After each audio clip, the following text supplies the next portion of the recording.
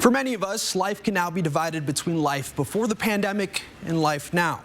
1 year ago today, March 12th, the end of major sporting events made things really real. The NCAA tournament was canceled, the NHL season suspended, and Major League Baseball announced spring training was over, the season delayed.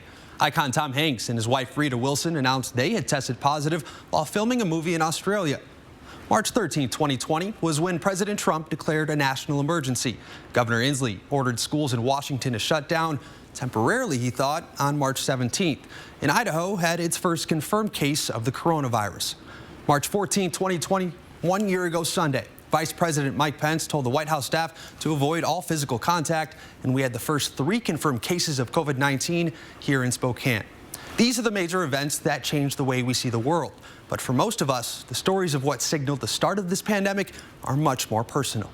Because of the pandemic, I am losing my job. Millions of Americans feel that pain, the pain of losing a job in the middle of a pandemic. Nick Brommer didn't know he'd be losing his job when he was vacationing in Vegas last March, a trip he now looks back on as the start of this pandemic. It was like a scene out of a weird post-apocalyptic movie. There was no one there. The city that never sleeps shut down for months, empty casinos and empty streets. As a person, Brommer was in shock to see that city so eerily quiet. But as a photographer, it was a dream come true.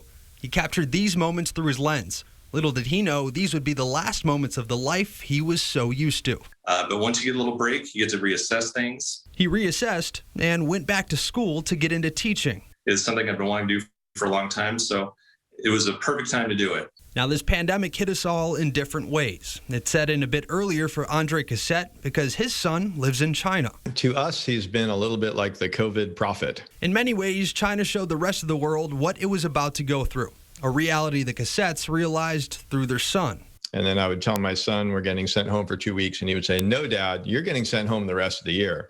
And sure enough, we would go back to work and we were told, well, you're getting sent home for the rest of the year. Cassette is excited to hopefully travel soon so he could see his son again. And while we look back on the anniversary of this pandemic, many of us have our eyes set on those normal days, days where we can see each other without worry. I think we've all just missed that human contact in some of those entertainment venues. At a certain point, you do want to get out of the house and do something. So to see that starting to kind of happen again, it's a welcome sight. We're just beginning to tell these stories of the year in a bubble. What moment or experience marked the start of the pandemic for you? We've received a lot of responses, and next week we'll be taking a look back at what we've gone through as a community, as a state, and a nation. Share your story.